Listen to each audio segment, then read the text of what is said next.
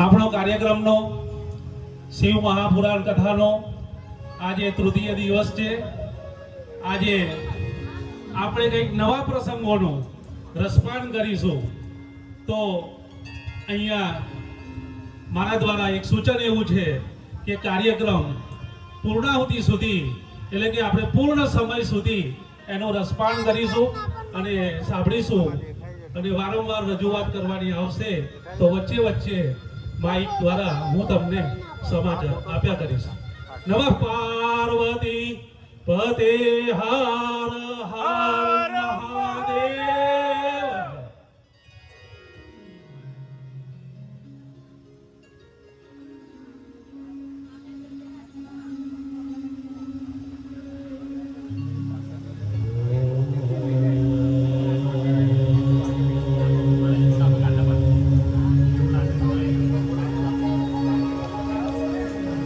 वक्रतुंड महाकाय सूर्यकोटि समप्रभा निर्विघ्नं कुरु मे देव सर्वकार्येषु सर्वदा।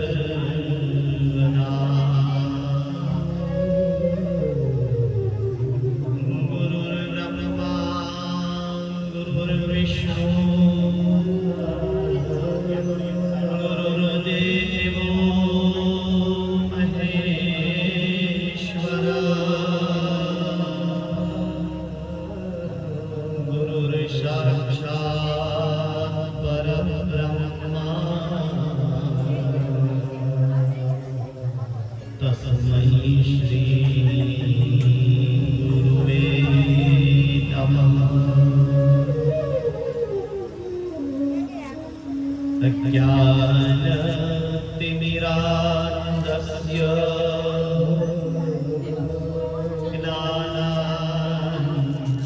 ज्ञानाञ्जनशलाकया चक्षुरुन्मीलितं येन तस्मै श्री गुरुवे नमः। तस्मै श्री गुरुवे नमः। तस्य सेवां प्रकुर्वीत यावज्जीव स्वधर्मतः न पदार्थं न भोगार्थं न प्रतिष्ठा प्रसीद्यते।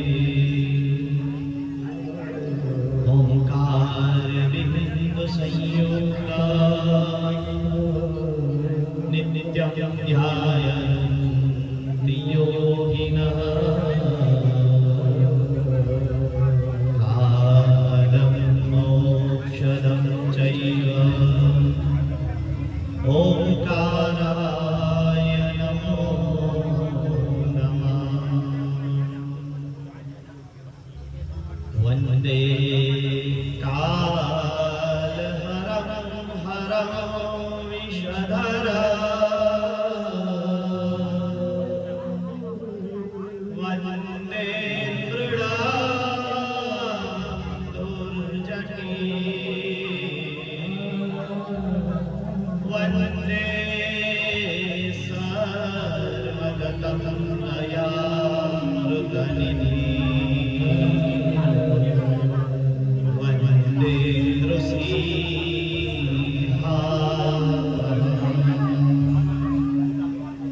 वन्दे विप्रसुरार्चितान्त्रिकमला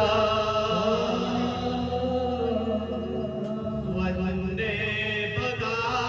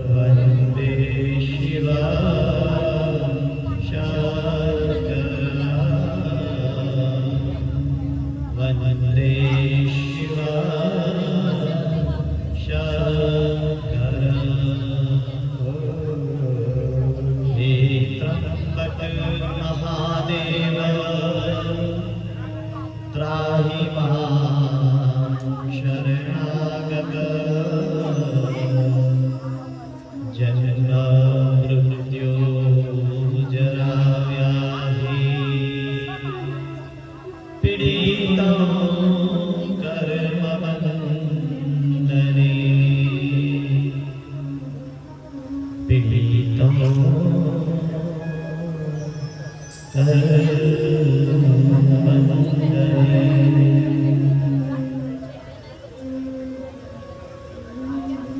હરિઓમ. હનુમાનજી મંદિરના લાભાર્થે ભગવાન શિવની યશ ગાથા ગાતી એવી આ શિવ મહાપુરાણ કથાનો આજે પરમ પાવન પરમ પવિત્ર તૃતીય દિવસ. અને તૃતીય દિવસના સત્રના આરંભે આપ સૌ પધારેલ શ્રોતાજનો, ઉપસ્થિત મંદિરના ટ્રસ્ટી મિત્રો, આપ સૌને મારા વ્યાસપીઠથી ઓમ નમઃ શિવાય આપ સૌનું હાર્દિક સ્વાગત કરું છું. અને આજના પરમ પવિત્ર તૃતીય દિવસનો મંગલ ઘોષ કરીએ.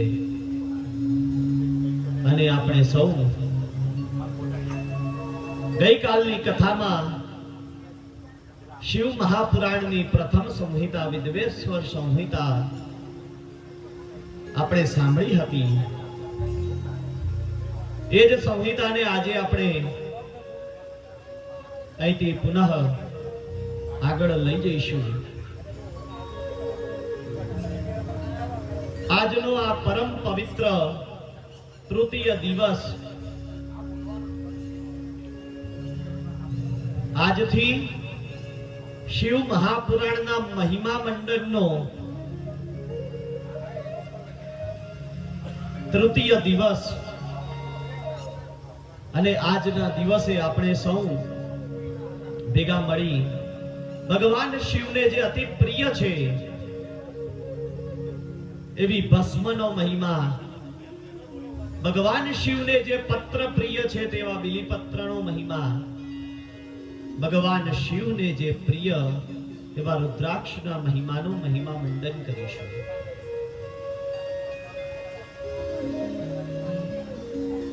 માટે આજે જે બધા શ્રોતાજનો અહીં પધાર્યા છો તે શ્રોતાજનો આપ સૌને એક નમ્ર વિનંતી છે. મંદિરના ટ્રસ્ટી મિત્રોએ મને ખાસ કહ્યું છે કે આપણે આ કથા 8 વાગ્યાથી લઈ અને 11 વાગ્યા સુધી ચાલે છે. બધાને નમ્ર વિનંતી છે કે 7:45 આવી અને તમારું સ્થાન લઈ લેવું, જેથી કરી આપણે સૌ અવ્યવસ્થાનો ભાગ ન બનીએ. વહેલા તે પહેલા જે વહેલા આવે એમને બેસવાની સારી વ્યવસ્થા પ્રાપ્ત થાય એવો મંદિરના ટ્રસ્ટી મિત્રોનો આગ્રહ છે. માટે સૌએ સમયસર કથામાં આવી જવું.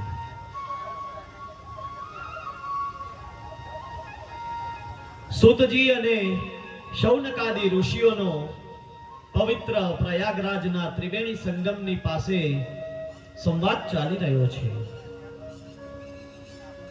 અને તે સંવાદમાં આપણે ગઈકાલે ભગવાન શિવના શિવલિંગના પ્રાગટ્યનું મહત્વ સમજ્યું. કેવી રીતે પ્રાગટ્ય થયું, કેવી રીતે શિવલિંગની પૂજા કરવી, આ બધું આપણે ગઈકાલની કથામાં સમજી ચૂક્યા છીએ. આવો આપણે સૌ ભેગા થઈ અને આજે ભગવાન શિવની શિવ કથાના પ્રથમ સંહિતાના વિદ્વેશ્વર સંહિતાના અધ્યાય 22માં પ્રવેશ કરીએ અને ભગવાન શિવનું નામ લઈ, ભગવાન હનુમાનજીનું નામ લઈ અને આપણે આજની આ કથાનો પ્રારંભ કરીએ. બોલો શ્રી પીપળેશ્વર મહાદેવ કી જય. હરિ ઓમ હનુમાનજી મહારાજ કી જય.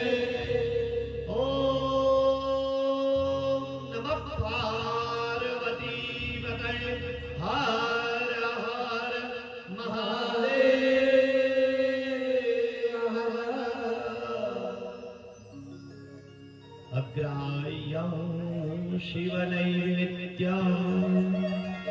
मिति पूर्वे श्रुतं वचः ब्रूहीतं निर्णयं मिल्वा महात्म्यमपि सन्मुने। शौनकादि ऋषिઓ છે તે આજે સુત પુરાણીને પ્રશ્ન કરે છે કે હે મહામુનિ, તમે અમને સૌને પૂર્વમાં શિવ નૈવેદ્યનો ખૂબ જ સુંદર મહિમા કહ્યો હતો. હે પ્રભુ, અમારા પર કૃપા કરો અને આજે તમે અમને ભગવાન શિવને જે અતિ પ્રિય છે તેવા બિલ્વ પત્રનો મહિમા કહો. ત્યારે સૂતજી તેમને કહે છે કે હે શૌનકાદિ ઋષિઓ, હું તમને આજે બિલ્વ પત્રનો મહિમા કહું છું. તમે ધ્યાન દઈને આ બિલ્વ પત્રનો મહિમા સાંભળો. એમ કહી અને સૂતજી બધાને બિલ્વ પત્રનો મહિમા સમજાવે છે. સૂતજી કહે છે કે હે ઋષિ મુનિઓ, આ બિલ્વ પત્ર છે ને, એ બિલ્વ પત્ર અને બિલીનું વૃક્ષ એને સામાન્ય વૃક્ષ કે પત્ર ન સમજવું.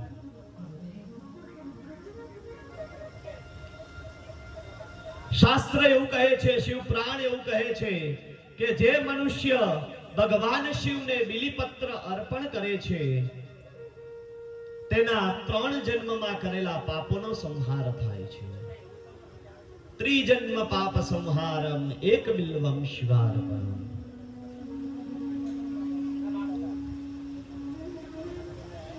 આ બિલીનું વૃક્ષ છે. જે મનુષ્ય બિલીનું એક વૃક્ષ વાવે ને, એ મનુષ્યને 1 કરોડ શિવ મંદિર બનાવવાનું ફળ પ્રાપ્ત થાય છે.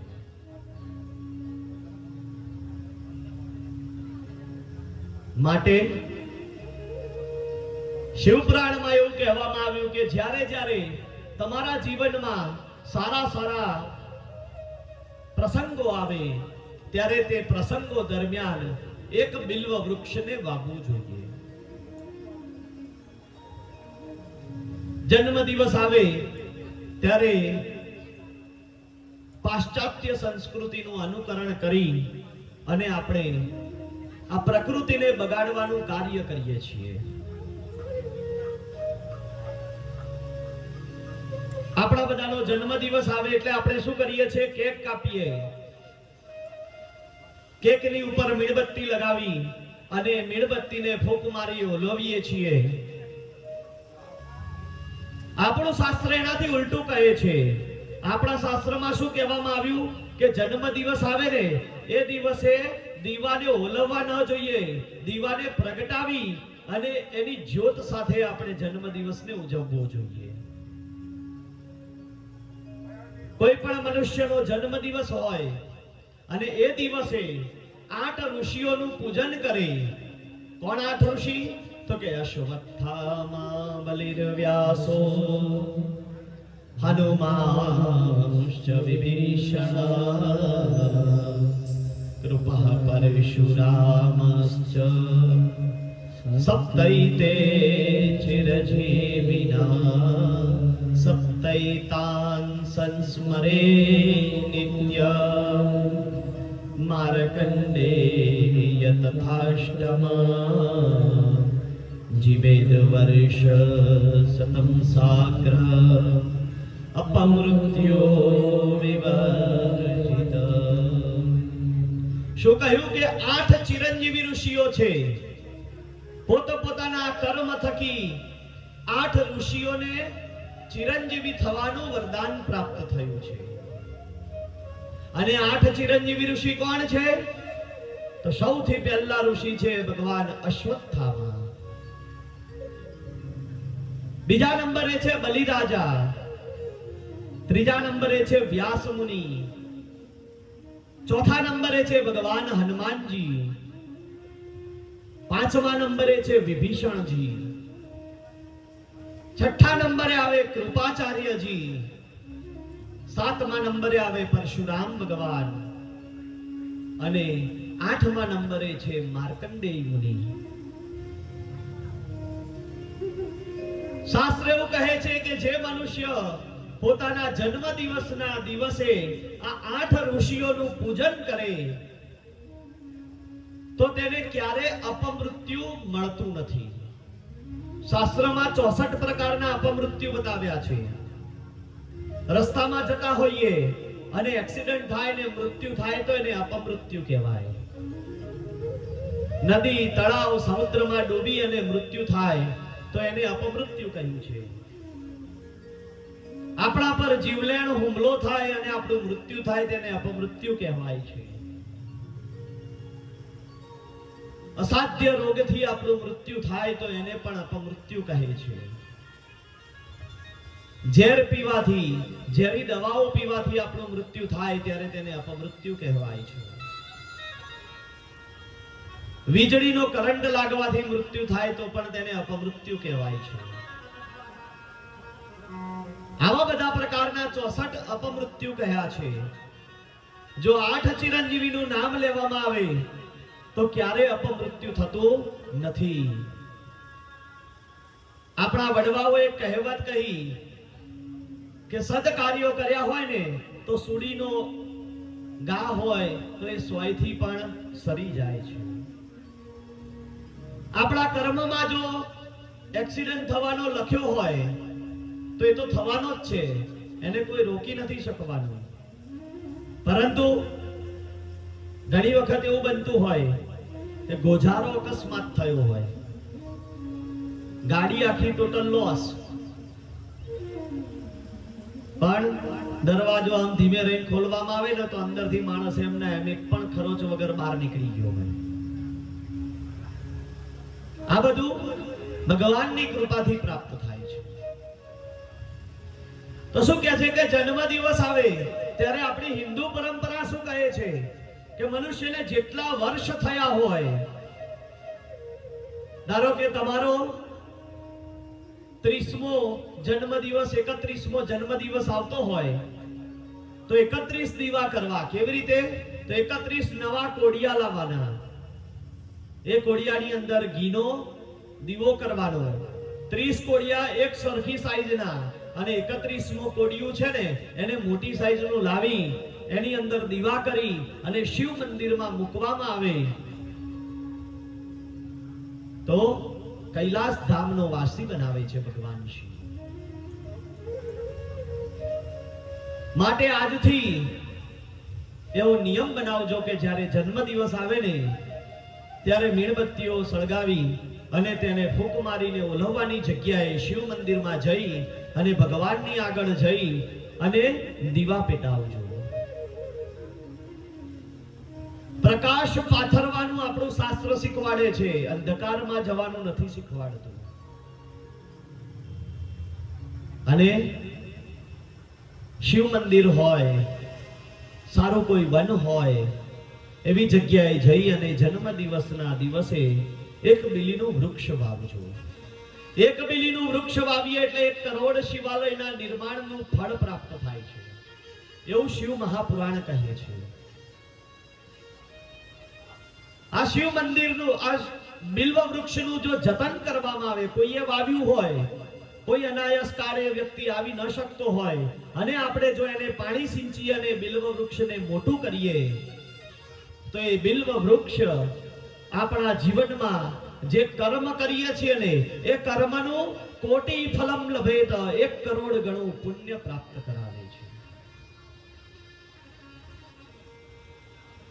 બેલીનું પત્ર હોય કે તુલસીનું પત્ર હોય એ 40 દિવસ સુધી બગડતું નથી. માટે બિલીનું પત્ર હોય ને, બિલ્વ વૃક્ષનું પત્ર હોય અથવા બિલાનું ફળ હોય, એને તમારા ઘરમાં લાવીને જો મૂકવામાં આવે ને તો એનાથી આપણા ઘરમાં પોઝિટિવ એનર્જીનો સંચાર થાય છે, સકારાત્મક ઉર્જા આપણા ઘરમાં વધે છે.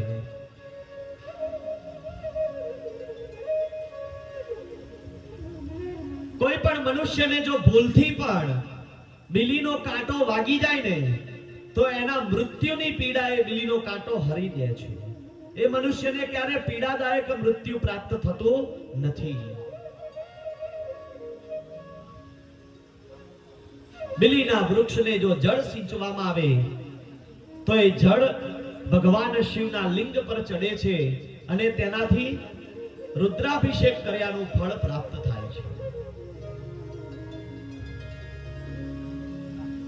બિલીના વૃક્ષ નીચે બેસી અને જો કોઈ પણ જપની માળા કરવામાં આવે, એવું નહીં કે મહાદેવજીનો જપ કરો, બિલીના વૃક્ષ નીચે બેસી કોઈ પણ જપની માળા કરવામાં આવે તો એક મણકો ફેરવો ને એટલે 1 કરોડ મણકા ફેરવ્યા બરાબર તેનું પુણ્ય પ્રાપ્ત થાય છે.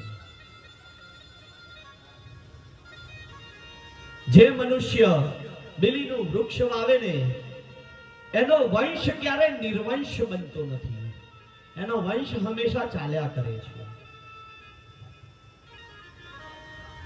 બિલીના વૃક્ષ નીચે સૂવામાં આવે તો એનાથી આપણા શરીરની પાચન ક્રિયા સારી બને છે અને મનુષ્યનું જઠરાગ્નિ છે એ બધું તૃપ્ત થાય અને તેના શરીરમાં ક્યારેય કોઈ રોગ રહેતો નથી. આ બિલીનું વૃક્ષ કેવી રીતે ઉત્પન્ન થયું? એક દિવસે ભગવાન શિવ અને ગિરિજા એટલે કે પાર્વતી ભગવાન શિવની પાસે બેઠા હતા. બંનેનો વાર્તાલાપ ચાલતો હતો અને તે વાર્તાલાપમાં માં પાર્વતીના કપાળ પર એક પ્રસ્વેદ બિંદુ આવ્યું.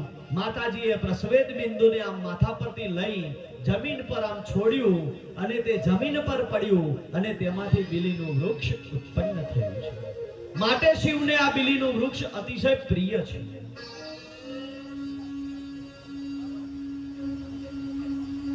બિલ્વ વૃક્ષ છે ને એના મૂળમાં માં પાર્વતીનો વાસ રહેલો છે. બિલ્વ વૃક્ષના થડમાં માં દાક્ષાયણીનો વાસ રહેલો છે. બિલ્વ વૃક્ષની જે શાખાઓ છે તેમાં માં મહેશ્વરીનો વાસ રહેલો છે. બિલીનું જે વૃક્ષ છે તેના પત્રોમાં પણ માં પાર્વતીજી બિરાજમાન થાય છે. બિલીનું જે ફળ છે એ ફળમાં માં કાત્યાયનીનો વાસ છે. બિલીનું જે વૃક્ષની છાલ છે એમાં માં ગૌરીનો વાસ રહેલો છે. અને બિલીનું જે પુષ્પ થાય તેમાં માં ઉમાનો વાસ રહેલો છે. અને બિલીના જે કાંટાઓ છે આ કાંટાઓમાં 9 કરોડ શક્તિઓનો વાસ રહેલો છે. બિલીનું પત્ર જ્યારે ભગવાન મહાદેવજી ઉપર ચડાવવામાં આવે ત્યારે કેવું ચડાવવું જોઈએ? તો બિલીનું પત્ર જ્યારે તોડો ત્યારે એમાં પાછળની જે દાંડીનો ભાગ હોય એને વજ્ર કહેવાય. એ વજ્રને તોડી નાખવું પડે અને તોડી અને ભગવાન શિવની ઉપર ચડાવવું જોઈએ. 3 પાંખડીઓ વાળું જ બિલી પત્ર ભગવાન શિવની ઉપર ચડાવાય છે. 3 થી ઓછી હોય કે 3 થી વધારે હોય તો એ બિલી પત્ર ભગવાન ઉપર ચડતું નથી. એટલે ક્યારેક તમને 4 પાનાનું 5 પાનાનું 7 પાનાનું બિલી પત્ર મળ્યું હોય તો એને ભગવાન પર ક્યારેય ચડાવવું નહીં. ભગવાન ઉપર હંમેશા 3 જ પાંખડીઓ વાળું પત્ર ચડાવાય. અને એ પાંખડીઓ કેવી હોવી જોઈએ? ખંડિત હોવી જોઈએ નહીં, આખી હોવી જોઈએ.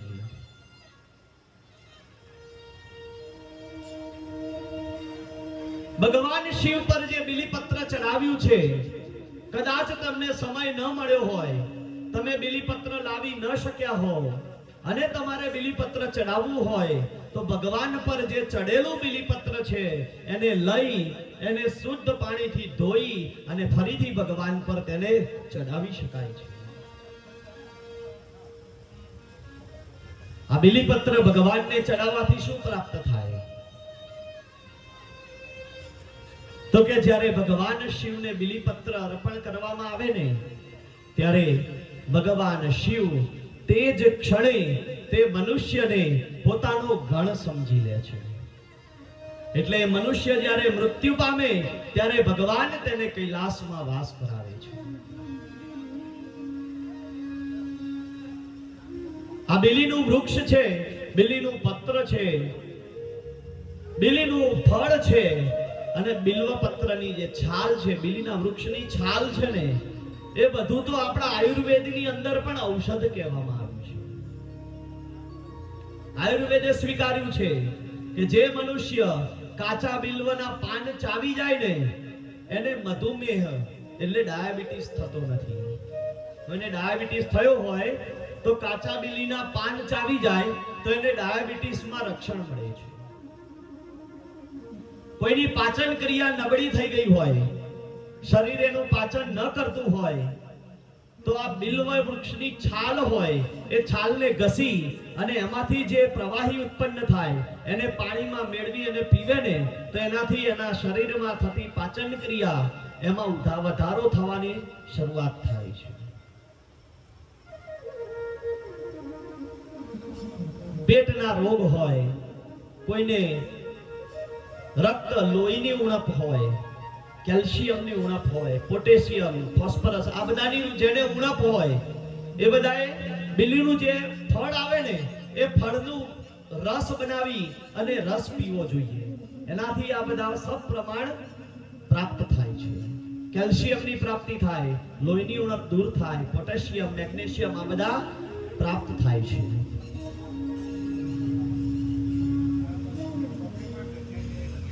અને અંતે એવું કહેવામાં આવ્યું કે કોઈ મનુષ્ય જ્યારે મૃત્યુ પામે અને એની નનામી જો બિલીના વૃક્ષની નીચેથી પસાર થઈ જાય ને, તો તત્કાળ તેનો મોક્ષ થઈ જાય છે. માટે આપણા ઘરના દ્વારે હંમેશા એક બિલીનું વૃક્ષ હોવું જોઈએ, હોવું જોઈએ અને હોવું જ જોઈએ. રોજ સવાર પડે અને એમાં પણ આવા પવિત્ર શ્રાવણ માસમાં તો ખાસ, દર મહિનાની શિવરાત્રી આવે ત્યારે તો ખાસ ભગવાન શિવને બિલીપત્ર અર્પણ કરવા. પરંતુ આ બિલીપત્ર છે ને, એને તોડવાની પણ એક પદ્ધતિ છે. ક્યારે તોડાય? તો ચતુર્થી, અષ્ટમી, નવમી, ચતુર્દશી એટલે કે 14 અને અમાસ, આટલી તિથિઓને છોડી અને બીજી બધી જ તિથિમાં બિલ્વપત્રને તોડી શકાય. પરંતુ ચતુર્દશી હોય, ચતુર્થી હોય, આઠમ હોય, નોમ હોય અને અમાસ હોય, આટલી તિથિમાં બિલીપત્ર તોડાતું નથી. બિલીપત્ર તોડવા જાઓ ત્યારે બિલીપત્ર તોડવાનો એક બીજ મંત્ર છે. શું છે? ઓમ રીમ નમઃ. આ બિલીપત્ર તોડવાનો મંત્ર છે. આ મંત્ર બોલી અને બિલીપત્રને તોડવું જોઈએ. પછી એ બિલીપત્રને તોડી શુદ્ધ જળથી એને સાફ કરી અને પછી એ શુદ્ધ કરેલું બિલીપત્ર, જો શક્ય બને તો બિલીપત્રના ત્રણેય પાન પર એક એક ચંદનનું તિલક કરવું. શક્ય બને તો કેસર મૂકવું અને પછી એ કેસર ચંદન યુક્ત બિલીપત્ર ભગવાન શિવને અર્પણ કરવું. અને અર્પણ કરતી વખતે કયો મંત્ર બોલવો જોઈએ? પુરુષોએ ઓમ નમઃ શિવાય મંત્રનો જપ કરાય અને સ્ત્રીઓએ રીમ નમઃ શિવાય આ મંત્રનો જપ કરી અને બિલ્વપત્ર ભગવાન શિવને અર્પણ કરવું.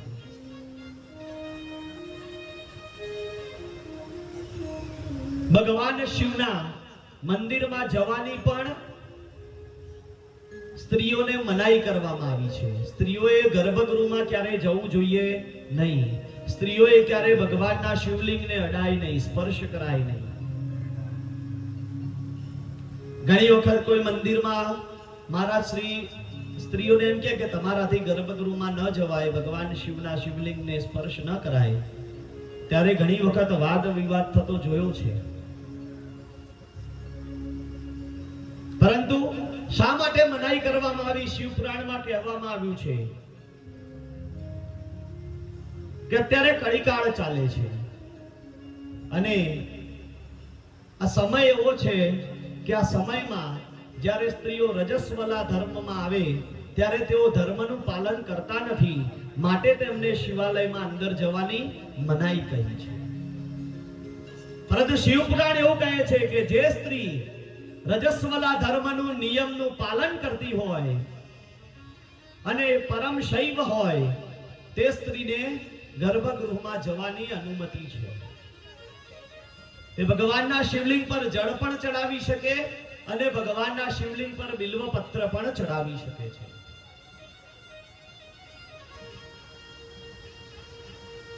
અને ભગવાન શિવને બિલીપત્ર અર્પણ કરવામાં આવે અને જો આવડે શક્ય બને તો ભગવાન શિવને બિલ્વાષ્ટકનો પાઠ કરી અને બિલીપત્ર અર્પણ કરવામાં આવે તો એ ભગવાન શિવને અતિ પ્રિય છે.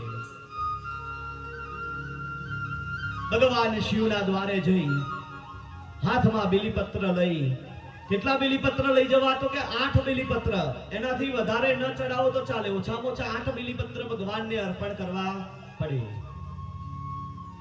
બિલ્વાષ્ટકમાં 8 મંત્ર આપવામાં, 8 શ્લોકો આપવામાં આવ્યા છે અને પ્રત્યેક શ્લોકના અંતે એક બિલ્વમ શિવાર્પણમ કરી અને ભગવાનને તે બિલીપત્ર અર્પણ કરવું જોઈએ. ભગવાનને જઈ અને ભગવાનને કહેવાનું કે ત્રિદલં ત્રિગુણાકાર ત્રિનેત્રં ચતુર્યાયુધ ત્રિજન્મ પાપ સંહાર એક બિલ્વ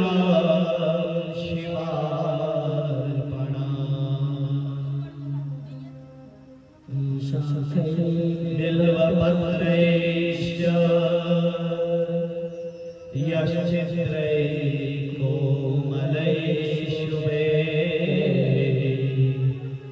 शिवपूजां करिष्यामि एकबिल्व शिवार्पणम् अखण्डबिल्वपत्रश्च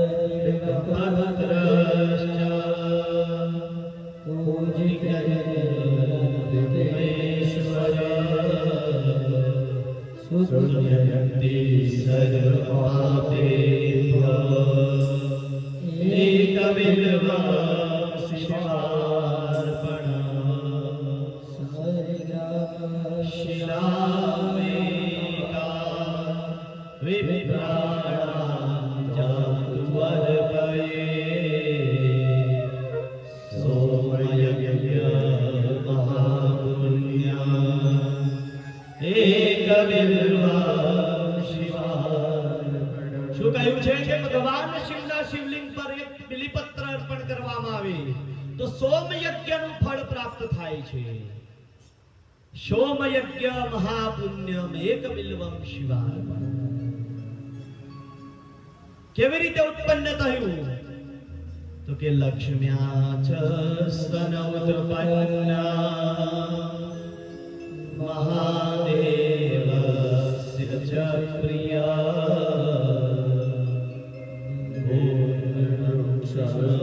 વક્ષ્યામિ એકબિલ્વ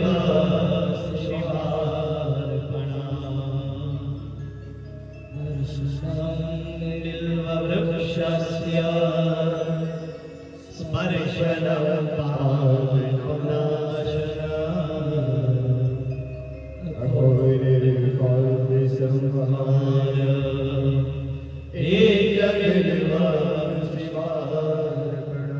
જીવનમાં જો બિલ્વ વૃક્ષનું દર્શન કરવામાં આવે, બિલ્વ વૃક્ષને સ્પર્શ કરવામાં આવે તો શું કહે છે કે અઘોર પાપને દૂર કરે છે. અઘોર પાપ સંહાર, મનુષ્યએ કરેલા અઘોરમાં અઘોર પાપોને પણ સંહાર કરે છે. જે કોઈ પણ મનુષ્ય આ બિલ્વાષ્ટકનો પાઠ કરી અને પ્રત્યેક મંત્રના અંતે એક બિલીપત્ર ભગવાન શિવને અર્પણ કરે તેનાથી તેના કરેલા તમામ પાપોને ભગવાન શિવ દૂર કરે છે. શિવપુરાણ શું કહે છે કે ભગવાન શિવને કેવો મનુષ્ય પ્રિય છે તો કે જેના લલાટમાં ભસ્મ ધારણ કરેલું હોય, જેણે ભસ્મનું ત્રિપુંડ કરેલું હોય, ગળામાં રુદ્રાક્ષની માળા ધારણ કરી હોય, મુખમાં શિવનું નામ હોય, એવા મનુષ્યને સામાન્ય મનુષ્ય ન સમજવો. કોણ છે તે? તેને સ્વયં રુદ્ર સમાન હસ્તા. શું કહે છે કે તેને રુદ્ર સમાન સમજવો. જે કોઈ પણ મનુષ્યને આવા મનુષ્યના દર્શન પણ થઈ જાય તો બ્રહ્મા હત્ય અધિકમ પાપ તત્ક્ષણમ મૂઢ. જે મનુષ્યને આવા મનુષ્યના દર્શન પણ થઈ જાય તો બ્રહ્મ હત્યા જેવા પાપો કરેલા હોય ને તો તેની બ્રહ્મ હત્યા જેવા પાપો પણ દૂર થઈ જાય છે. શિવનું નામ એ ગંગા સમાન છે. શિવને પ્રિય એવી ભસ્મ એ યમુના સમાન છે અને રુદ્રાક્ષની માળા એ સરસ્વતી પ્રમાણ છે. માટે જે મનુષ્યના મુખમાં શિવનું નામ હોય, ગળામાં રુદ્રાક્ષની માળા હોય અને માથે ત્રિપુંડ ધારણ કર્યું હોય, એ મનુષ્ય જેવો તેવો નહીં, પરંતુ ત્રિવેણી સંગમનું પુણ્ય લઈને ફરતો એ મનુષ્ય છે. પવિત્રમાં પવિત્ર ભસ્મ કોને કહેવાય? તો કે જે અગ્નિ હોમમાંથી ઉત્પન્ન થાય ને એવી ભસ્મને પવિત્રમાં પવિત્ર અને મંગળકારી ભસ્મ કહે છે. આપણા ઘરે કોઈ યજ્ઞ કરવામાં આવ્યો હોય તો એ યજ્ઞની ભસ્મ છે ને એને જ્યાં ત્યાં પધરાવી ન દેવી. એ ભસ્મને લઈ એને દૂધમાં પલાળી રાખવી અને પછી એને સૂકવવા મૂકી દેવી. સૂકવી અને તેને બારીક ભૂકો કરી તેને ચાળીથી ચાળી અને પછી જો એ ભસ્મને લગાવવામાં આવે તો એ ભસ્મ આપણા જીવનમાં તમામ મંગલ કાર્ય થવાના દ્વારને ખોલી દે છે. શિવપુરાણ તો એવું કહે છે કે જે મનુષ્ય નિત્ય ભસ્મનું ત્રિપુંડ ધારણ કરે છે ને એને ક્યારે કોઈ પણ પ્રકારનું સૂતક ક્યારે લાગતું જ નથી. એ મનુષ્યને સૂતક સ્પર્શ પણ કરી શકતું નથી.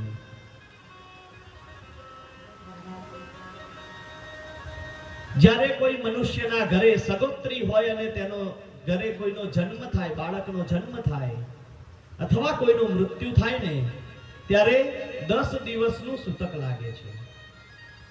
પોતાના ગોત્રનો હોય તેને 10 દિવસનું સૂતક લાગે.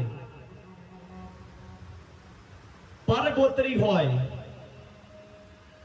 તેને 3 દિવસનું સૂતક જાણે. અને સ્નેહના સંબંધ હોય એટલે કે કોઈ મિત્ર હોય તેઓ કોઈ ગુજરી ગયું હોય તો એને 1 રાત્રિનું સૂતક લાગે છે.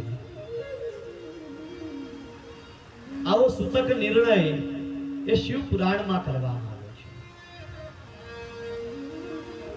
ભસ્મના 3 પ્રકાર કયા? સૌથી પહેલી ભસ્મ કઈ તો જે ગાયનું છાણ હોય તેને સૂકવી અને છાણાને બાળવામાં આવે અને તેમાંથી જે ભસ્મ પ્રાપ્ત થાય તેને કહેવાય લૌકાગ્નિ ભસ્મ. આ શ્રેષ્ઠમાંની શ્રેષ્ઠ ભસ્મ છે. અને એમાં પણ જો કપિલા ગાય અને એના છાણાની ભસ્મ મળી જાય તો એનાથી પવિત્ર ભસ્મ આ દુનિયા પર કોઈ જ નથી. પછી બીજા નંબરે કઈ ભસ્મ તો કે વૈરાગની ભસ્મ. એટલે કે વેદ મંત્રો બોલવામાં આવ્યા હોય અને કુંડની અંદર લાકડાને બાળવામાં આવ્યા હોય અને તેની ભસ્મ બને તો તેને વેદાગ્નિ ભસ્મ કહી. તે ભસ્મ જો મનુષ્ય લગાવે તો તે પરમ પવિત્ર બની જાય છે. અને ત્રીજી ભસ્મ આવે છે કેવી તો કે શિવાગ્નિ ભસ્મ. આ કેવી રીતે બને તો બીલીનું વૃક્ષ હોય તેના લાકડાને બાળી અને તેમાંથી જે ભસ્મ બને તેને કહેવામાં આવે શિવાગ્નિ ભસ્મ. પહેલી લૌકાગ્નિ ભસ્મ, બીજી વેદાગ્નિ ભસ્મ અને ત્રીજી શિવાગ્નિ ભસ્મ. આ ત્રણ સિવાય મનુષ્યએ ચોથી કોઈ ભસ્મ પોતાના શરીર પર લગાવાતી નથી. એના સિવાયની બધી જ ભસ્મ કોણ લગાવે? સ્વયં ભગવાન શિવ ધારણ કરે છે.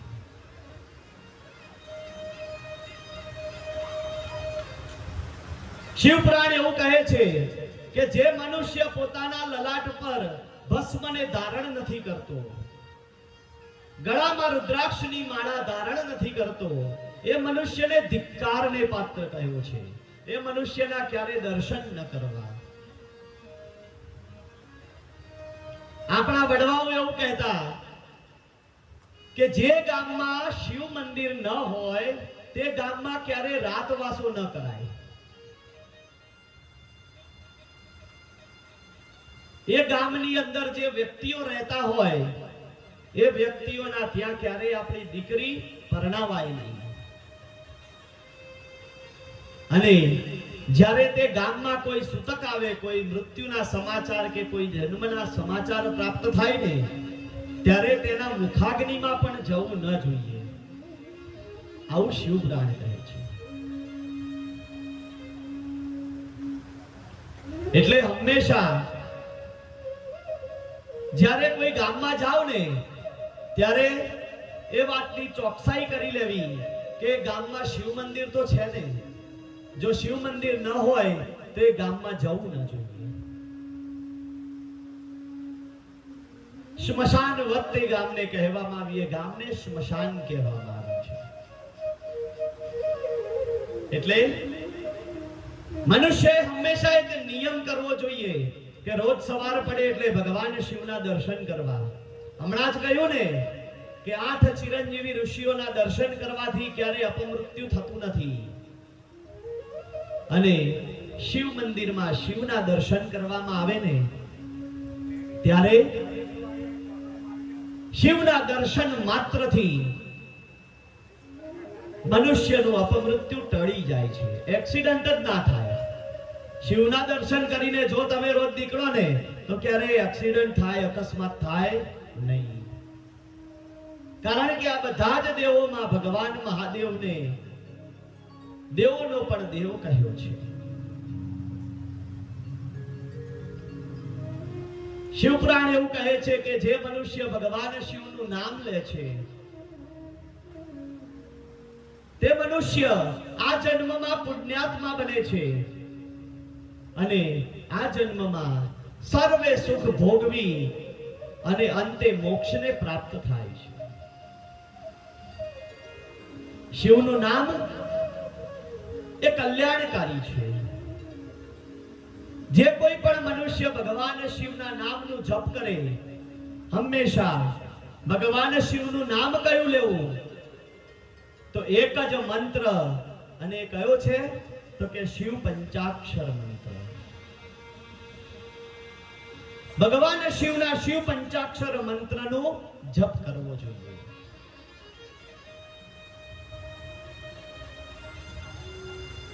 વિદ્વેશ્વર સંહિતામાં ભગવાન શિવના શિવ નામના જપનું અતિ વર્ણન કરવામાં આવ્યું છે. શિવનું નામ ઓમ નમઃ શિવાય. આ શિવ પંચાક્ષર મંત્ર છે, 5 અક્ષરનો મંત્ર છે. દેવતાઓ પણ આ મંત્રનું ગાન કરે છે. દેવતાઓ તો પોતાના મુખમાં ઓમ પ્રણવનો નામ જપ હંમેશા કરતા રહે છે. અને આ ઓમ છે ને એમાં જ સૃષ્ટિ સમાયેલી છે. ભગવાન શિવનું નામ લેતા હોય તો શેનાથી લેવું? તો કે રુદ્રાક્ષની માળાથી ભગવાન શિવનું નામ લેવું. રુદ્રાક્ષની માળા એ બધી જ માળાઓમાં શ્રેષ્ઠ કહેવામાં આવી છે. એક વખતે ભગવાન શિવ એ ધ્યાન મુદ્રામાં સ્થિત છે. અનેક વર્ષો સુધી ભગવાન શિવ ધ્યાનમાં જતા રહ્યા છે. અચાનક જ તેમને પોતાના ભક્તો પર ઉપકાર કરવાની ઈચ્છા થઈ. ભગવાન શિવને એમ થયું કે લાવ મારા ભક્તોનું કલ્યાણ થાય એવું કંઈક હું કાર્ય કરું. એટલે ભગવાન શિવે પોતાની આંખ ખોલી અને તે સમયે તેમની આંખમાંથી એક આંસુ નીકળી અને પૃથ્વી પર પડ્યું અને તે આંસુમાંથી શું બન્યું તો કે રુદ્રાક્ષ બન્યું. ભગવાન શિવની આંખના આંસુ છે રુદ્રાક્ષ છે. માટે આ રુદ્રાક્ષને પરમ પવિત્ર કહેવામાં આવે છે. રુદ્રાક્ષનો મહિમા વર્ણન કરતા શિવ પુરાણ શું કહે છે તો કે સર્વાશ્રવાના વર્ગાના સ્ત્રી શુદ્રાણા શિવાતયા ધાર્યં સદેવ રુદ્રાણા યતીના પ્રણને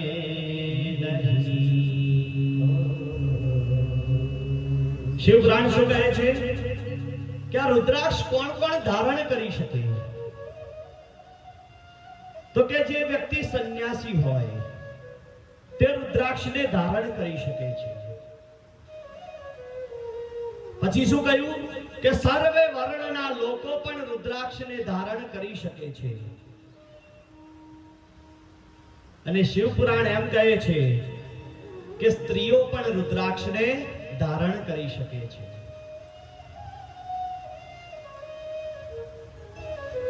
આ રુદ્રાક્ષને ધારણ કરવા માટેનું વિધાન કયું છે? સાચો રુદ્રાક્ષ કોને કહેવાય? ઘણી વખત અમારી સામે એવો પ્રશ્ન આવે કે મહારાજ સાચો રુદ્રાક્ષ કોને ગણવો, એની ઓળખ કેવી રીતે કરવી? તો એનું સર્વ સામાન્ય એક જ પ્રમાણ છે અને શિવ પુરાણ તેનું પ્રમાણ આપે છે. શું આપે છે કે જે રુદ્રાક્ષના વૃક્ષ પરથી તમારી નજર સમક્ષ નીચે પડ્યું હોય અને તેની અંદર માળામાં આપણે જે પરોવીએ ને એવું કાણું જાતે પડી ગયું હોય એ ઓરિજિનલ, એને સાચો રુદ્રાક્ષ સમજવો. ઘણા એવું કે છે કે રુદ્રાક્ષ સાચો હોય અને પાણીમાં નાખો તો ડૂબી જાય. ઘણા એવું કે પાણીમાં નાખો તો તરે, અને સાચો રુદ્રાક્ષ સમજવો. ઘણા એવું કે એને ઘીમાં પલાળી રાખો તો કાળો થઈ જાય એટલે એને સાચો સમજવો. પરંતુ આ બધામાંથી કોઈ પ્રમાણ શિવ પુરાણમાં આપેલા નથી. શિવ પુરાણમાં એક જ પ્રમાણ આપ્યું છે કે રુદ્રાક્ષના વૃક્ષ પરથી જે નીચે ફળ પડે અને એમાં કાણું જાતે પડી ગયું હોય, છિદ્ર પડી ગયું હોય, છિદ્ર થઈ ગયું હોય, તેને જ સાચો રુદ્રાક્ષ કહેવાય. આ રુદ્રાક્ષની ઉત્પત્તિનો મહિમા જે છે ને તે નંદી ભગવાને પાર્વતીજીને પૂછ્યો હતો અને પછી સનત કુમારોને નંદી ભગવાને મંદરાચલ પર્વત પર જઈ અને કહ્યો હતો. રુદ્રાક્ષ કેટલા છે તો કે એક મુખીથી લઈ અને 14 મુખી સુધીના અલગ અલગ રુદ્રાક્ષ હોય છે. કોને કેવો રુદ્રાક્ષ ધારણ કરવો તો કે એક મુખી રુદ્રાક્ષ છે તે સ્વયં શિવ સ્વરૂપ છે. આજે એક મુખી રુદ્રાક્ષ છે ને તેના સ્વામી કોણ છે તો કે સૂર્યનારાયણ ભગવાન તેના સ્વામી છે. કોઈને આંખોનો રોગ થયો હોય, ચશ્મા જે લોકો ધારણ કરે છે, જેમને દૂરનું કે નજીકનું ઓછું દેખાય છે, રતાંધળાપણું આવી ગયું હોય, મોતિયો આવી ગયો હોય, એવા લોકોએ એકમુખી રુદ્રાક્ષને ધારણ કરવો જોઈએ. માનસિક સ્થિતિ, આર્થિક સ્થિતિ કોઈની સારી ન હોય તેમણે એકમુખી રુદ્રાક્ષ ધારણ કરવો જોઈએ. અને રાશિ પ્રમાણે જોવા જઈએ તો સિંહ રાશિના જાતકોએ એકમુખી રુદ્રાક્ષને ધારણ કરવો જોઈએ. પછી આવે બે મુખી રુદ્રાક્ષ. દ્વિમુખી રુદ્રાક્ષના સ્વામી ભગવાન ચંદ્રનારાયણ છે. કર્ક રાશિના જે જાતકો હોય તેમણે આ દ્વિમુખી રુદ્રાક્ષને ધારણ કરવો જોઈએ. આને ધારણ કરવાથી શું થાય તો મનની એકાગ્રતા વધે, મન શાંત અને સ્થિર બને છે. કોઈ પણ કાર્યમાં સફળતા પ્રાપ્ત કરવી હોય તો બે મુખી રુદ્રાક્ષ ધારણ કરવો જોઈએ. શીઘ્ર વિવાહ કરવા હોય તો બે મુખી રુદ્રાક્ષ ધારણ કરાય. અને પતિ પત્નીના વચ્ચે પ્રેમ ભાવ વધારવો હોય તો બે મુખી રુદ્રાક્ષને ધારણ કરવો જોઈએ. વિદ્યા પ્રાપ્ત કરવી હોય, માનસિક શાંતિ જોઈતી હોય અને સારું આરોગ્ય, સારું ઐશ્વર્ય પ્રાપ્ત કરવું હોય તેને ત્રણ મુખી રુદ્રાક્ષને ધારણ કરવો જોઈએ. અને મેષ રાશિના જાતકો હોય તેમણે પણ ત્રણ મુખી રુદ્રાક્ષને ધારણ કરવો જોઈએ.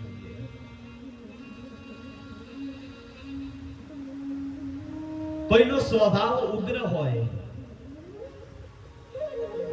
માનસિક શાંતિ જોઈતી હોય અને સાહસિક કાર્યો કરવા હોય તેને ચાર મુખી રુદ્રાક્ષ ધારણ કરવો જોઈએ. અને મિથુન રાશિના જે જાતકો હોય તેમણે આ ચતુર્મુખી રુદ્રાક્ષને ધારણ કરવો જોઈએ. અને બધા જ પ્રકારનું સુખ ઈચ્છતા હોય, તમામ પ્રકારની મનની ઈચ્છાઓને પૂર્ણ કરવી હોય તેવા મનુષ્યએ પંચમુખી એટલે કે સર્વ સામાન્ય રુદ્રાક્ષને ધારણ કરવો જોઈએ. બીજા બધા જ રુદ્રાક્ષ છે ને એ બધા દુર્લભ છે, ભાગ્યે જ પ્રાપ્ત થાય. પરંતુ પંચમુખી રુદ્રાક્ષ એ ગમે ત્યાં પ્રાપ્ત થઈ શકે છે. એટલે મનુષ્યએ પંચમુખી રુદ્રાક્ષને ધારણ કરવો જોઈએ. ભૌતિક સુખ જોઈતા હોય, પોતાના પર આકસ્મિક કોઈ સંકટ આવીને પડ્યું હોય તેનું નિવારણ કરવું હોય, કષ્ટનું નિવારણ કરવું હોય તો છ મુખી રુદ્રાક્ષ ધારણ કરવો જોઈએ. તુલા રાશિના જાતકોએ આ છ મુખી રુદ્રાક્ષને ધારણ કરી શકાય. લક્ષ્મીની પ્રાપ્તિ કરવી હોય, શનિની જ્યારે સાડાસાતી લાગી હોય ત્યારે તેમાંથી બચવું હોય ને ત્યારે સાત મુખી રુદ્રાક્ષ ધારણ કરવો જોઈએ. અને મકર રાશિના જાતકોએ આ રુદ્રાક્ષને ધારણ કરી શકાય. 8 મુખી રુદ્રાક્ષ ધારણ કરવાથી ભૌતિક સુખ પ્રાપ્ત થાય છે. માટે જો કોઈને ભૌતિક સુખની ઈચ્છા હોય તો અષ્ટમુખી રુદ્રાક્ષ ધારણ કરવો જોઈએ. દુર્ગમ વનમાં કોઈ જઈ અને ભરાઈ ગયો હોય, કોઈને પેટની બીમારી લાગી ગઈ હોય, નિરાશામાં પડી ગયો હોય તો તેને નિરાશામાંથી દૂર થવા માટે 9 મુખી રુદ્રાક્ષ ધારણ કરવો જોઈએ. અને કુંભ રાશિના જાતકોએ આ રુદ્રાક્ષને ધારણ કરવો જોઈએ. લક્ષ્મીની કૃપા પ્રાપ્ત કરવી હોય, ધન ધાન્ય પ્રાપ્ત કરવું હોય તો તેણે 10 મુખી રુદ્રાક્ષ ધારણ કરવું. સારું સ્વાસ્થ્ય અને સુખ શાંતિ જોઈતી હોય તો 11 મુખી રુદ્રાક્ષ જેને એકાદશ રુદ્ર કહેવામાં આવ્યો છે તે ધારણ કરવો જોઈએ. અને 12 મુખી રુદ્રાક્ષ એ શારીરિક પીડાને દૂર કરવા માટે ધારણ કરવો. એક ખાસ વસ્તુનું ધ્યાન રાખજો કે આના સિવાય કોઈ રુદ્રાક્ષ છે નહીં. એટલે કોઈ એમ કે ગણેશ રુદ્રાક્ષ, ઘણા 2 રુદ્રાક્ષ જોઈન્ટ હોય ને તો એવા રુદ્રાક્ષને શું કહે છે કે શિવ શક્તિ રુદ્રાક્ષ છે. આવા કોઈ રુદ્રાક્ષ છે નહીં. શિવ પુરાણમાં આનો કોઈ ઉલ્લેખ કરવામાં આવ્યો નથી. રુદ્રાક્ષની માળા કેવી ધારણ કરવી? તો હંમેશા પીળા અથવા લાલ દોરામાં પરોવેલી રુદ્રાક્ષની માળાને ધારણ કરવી જોઈએ. આના સિવાય બીજા કોઈ દોરામાં રુદ્રાક્ષની માળા ધારણ કરાય નહીં. રુદ્રાક્ષના મણકા, ગળામાં કેટલા રુદ્રાક્ષની માળા પહેરવી જોઈએ? તો કે 32 મણકાથી વધારે ગળામાં રુદ્રાક્ષની માળા ધારણ કરાય નહીં. એટલે હંમેશા જ્યારે ગળામાં રુદ્રાક્ષની માળા ધારણ કરો ને તો એને 32 મણકાની માળા ધારણ કરવી જોઈએ. પરંતુ તમે જો ગુરુમુખ હોવ તમે કોઈ ગુરુ કર્યા હોય અને જો તમને ગુરુ મહારાજ 32 કરતા વધારે 54 મણકાની કે 108 મણકાની માળા પણ જો પહેરાવે તો એ માળાને ધારણ કરી શકાય છે. કોઈ બ્રાહ્મણ તમને માળા પહેરાવે તો 108 મણકાની કે 54 મણકાની માળા પહેરાય, પરંતુ 108 થી વધારે મણકાની માળા ક્યારેય ધારણ કરાતી નથી. શિવ પુરાણમાં તેનો નિષેધ કહેવામાં આવ્યો છે. અને ઉત્તમ રુદ્રાક્ષ કોને કહેવાય? તો ઉત્તમ રુદ્રાક્ષ છે ને એ ચણી બોરની જે સાઈઝ છે, જે ચણી બોર આવે ને એનો જે ઠળિયો હોય એના જેટલા માપનો જે રુદ્રાક્ષ હોય ને તેને ઉત્તમ રુદ્રાક્ષ કહેવાય. માર્કેટમાં જાવ તો 0 સાઈઝની માળા હોય ને એને ઉત્તમ રુદ્રાક્ષ કહેવાય છે.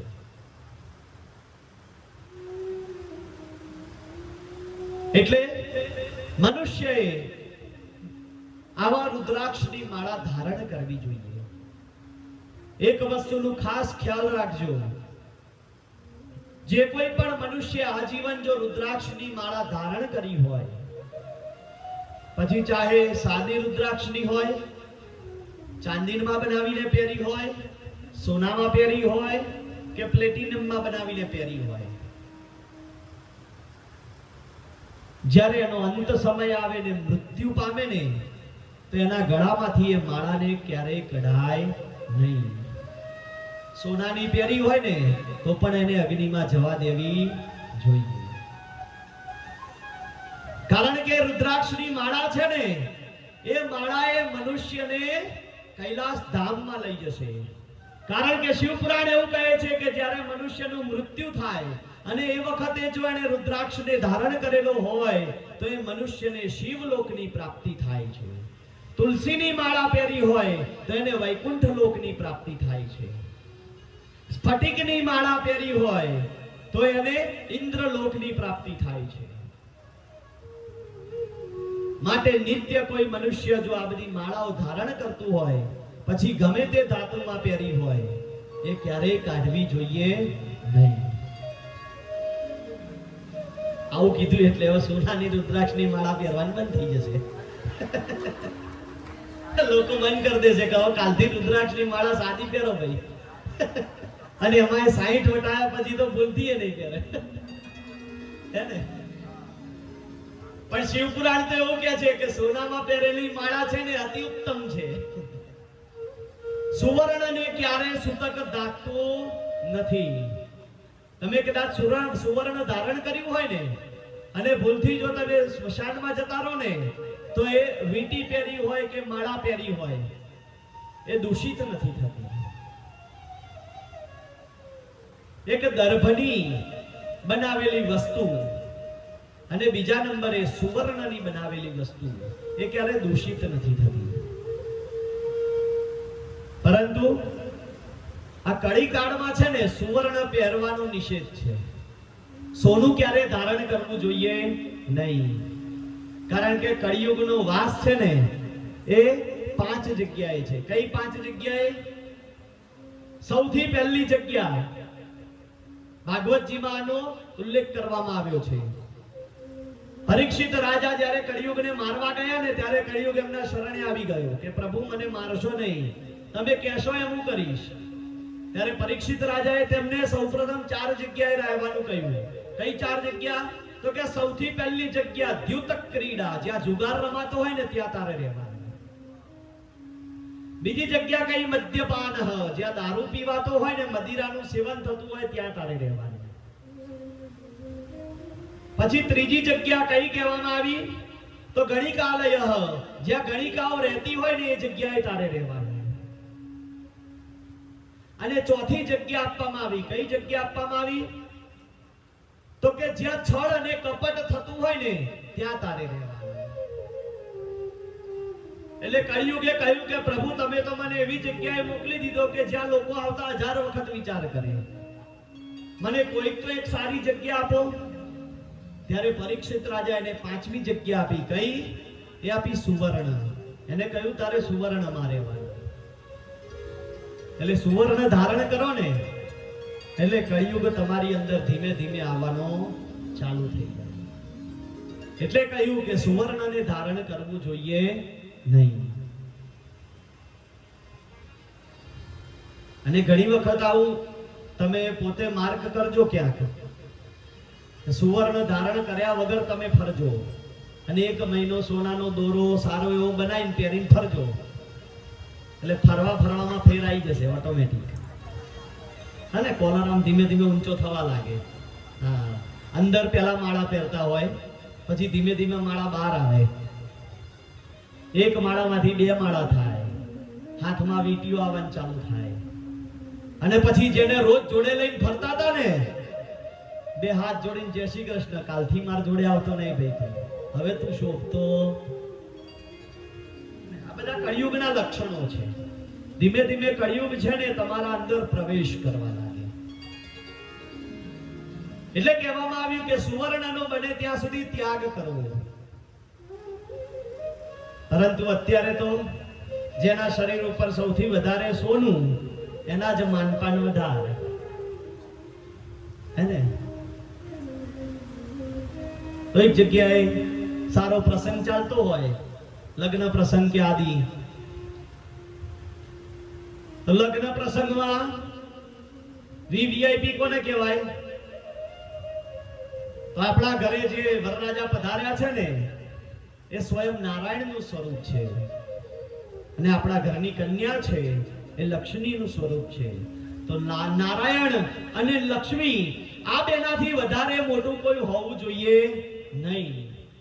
એટલે જ કહેવામાં આવ્યું કે જ્યારે વર વધુના લગ્ન થતા હોય ને, તો એ સમયે એ જે ચોરી બનાવવામાં આવી હોય ને, એ ચોરીના મંડપમાં 33 કોટી દેવતાઓ ત્યાં હાજર રહે છે. વર વધુના લગ્ન થતા હોય ને ત્યારે બધા જ દેવતાઓ, મરુદગણો, ગંધર્વો, યક્ષ, કિન્નર બધા જ હાજર થાય છે. એટલે મહારાજ શ્રી એમ કહીને થાકી જાય કે ચોરીમાં કોઈએ ચંપલ પહેરી, બૂટ પહેરીને આવવું નહીં. ચોરીમાં કોઈ પણ પ્રકારની મજાક મસ્તી કરવી નહીં. પરંતુ અત્યારે સૌથી વધારે જો કોઈ દૂષણ ચાલતું હોય ને, તે ચોરીમાં જ ચાલતું હોય છે. એકબીજા ઉપર ફૂલ મારવા.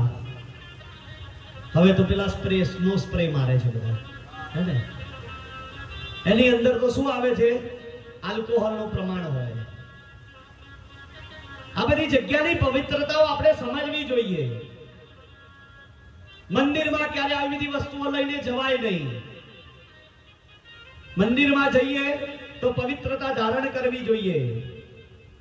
કોઈના ઘરમાં જઈએ આપણે તો શા માટે બહાર ચંપલ મૂકીને જઈએ છીએ? આપણે ઘણાના ઘરમાં આવે તો લોકો ચંપલ પહેરીને ફરતા થઈ ગયા ઘરની અંદર, હે ને? રસોડામાં ચંપલ પહેરીને ફરતા હોય. હવે તો ફ્લેટની સિસ્ટમો થઈ ગઈ, જગ્યા ઓછી થવા લાગી, એટલે 1 માળ, 2 માળ, 3 માળ. ગાંધીનગરમાં તો હવે 20 માળની FSI આવી ગઈ છે ધીમે ધીમે, હે ને? તો ફ્લેટની અંદર તો કેવી પરિસ્થિતિ થઈ ગઈ. પહેલા તો આપણે જૂના ગામડાઓની અંદર ઘર હતા ને, તો ભગવાનના દેવાલયો ઘરની અંદર એવી જગ્યાએ હોય કે કોકને આવીને પૂછવું પડે કે તમારું દેવાલય ક્યાં છે, મારે દર્શન કરવા જવું પડે, મારે દર્શન કરવા છે તમારા ભગવાનના. તો એ લોકો આવીને બતાવે ત્યારે ખબર પડે કે અહીંયા દેવાલય છે. અને આટલું ગુપ્ત જગ્યાએ દેવાલય હોય તો પણ પવિત્રતા જાળવવામાં આવતી. ઘરની બહાર ચંપલ કાઢે. પહેલા તો ઘરની બહાર શું મૂકવામાં આવતું? તો એક ડોલ પાણી ભરીને રોજ સવારે મૂકવામાં આવે. કોઈ પણ મહેમાન આવે એટલે ચંપલ કાઢે, હાથ પગ મોઢું ધોવે ને પછી ઘરમાં પ્રવેશ કરે. કોઈ વૃદ્ધ દાદા ઘરમાં હોય એમને પૂછજો, આ બધી પરંપરાઓ હતી આપણા ભૂતકાળમાં. અને હજુ ઘણા ગામની અંદર સૌરાષ્ટ્રમાં આ બધી પરંપરાઓ ચાલુ છે. શા માટે આ બધી પરંપરાઓ હતી? તો એ પરંપરાઓનું ભાન આ કોરોના ગયો ને એટલે થઈ ગયું કે હાથ પગ ધોઈને જઈએ ને તો કોઈના ઘરની અંદર થયેલો કોઈ પણ પ્રકારનો રોગ કે દોષ આપણે લઈને આવીએ નહીં, અને આપણો રોગ કે દોષ કોઈને આપીને આવીએ નહીં. ધીમે ધીમે પાશ્ચાત્ય સંસ્કૃતિમાં પશ્ચિમી સંસ્કૃતિનું અનુકરણ કરતા થઈ ગયા. કોઈના ત્યાં જઈએ એટલે બંને એકબીજાને હાથ મિલાવીને મળતા થઈ ગયા. કોરોનાએ બધા નમસ્તે કરતા કરી દીધા. હે ને? અમેરિકામાં એ લોકો કોઈ દિવસ નમસ્તે નતા બોલતા, એ બધા હાથ જોડીને પગે લાગતા થઈ ગયા. ભગવાન શું કહે છે? માં જગદંબાનો ચંડીપાઠ છે ને, ચંડીપાઠમાં પણ આનો ઉલ્લેખ કરવામાં આવ્યો છે કે માં જગદંબા પોતે જ્યારે આવી બધી અધર્મની વાર્તાઓ ફરતી થાય, લોકો અધર્મને કરતા થાય, લોકો અધર્મના માર્ગે વળે ને, એટલે સ્વયં માં જગદંબા પોતે મહામારી સ્વરૂપે આવે છે, પોતે મહામારી બનીને આવી જાય છે અને દુષ્ટોનો સંહાર કરીને જતી રહે. આ કોરોના કાળની અંદર કેટલાય લોકો રામ શરણ પામી ગયા અને કેટલાય લોકોના શરીરમાં 2-2 ને 3-3 વાર કોરોના આવીને જતો રહ્યો. કેટલાને તો ખબર નહીં હોય કે અમને કોરોના થઈ ગયો છે. જે લોકો સેવા કાર્યો કરતા હતા, જે પ્રમાણે આ કોરોનાનો જે વાવડ ફર્યા હતા, શું તમે બધા એવું સમજો છો કે તમને મન નહીં થયો હોય કોરોના? બધાને થયો હશે, અહીંયા બેઠેલા બધાને. ઘણાને તો ખબર નહીં હોય કે કોરોના થઈ મટીને જતો રહ્યો. ઘણા લોકો બિચારા ખાલી ખબર પડી કોરોના થયો એની બીકમાં જતા રહ્યા. પણ કોરોનાએ બધાને શીખવાડી દીધું કે મનુષ્યના કર્મ છે ને એ જ કામમાં આવશે. સદકાર્યો જેને કર્યા હશે ને એ સદકાર્ય કરેલા જ તમારા આગળ આવશે.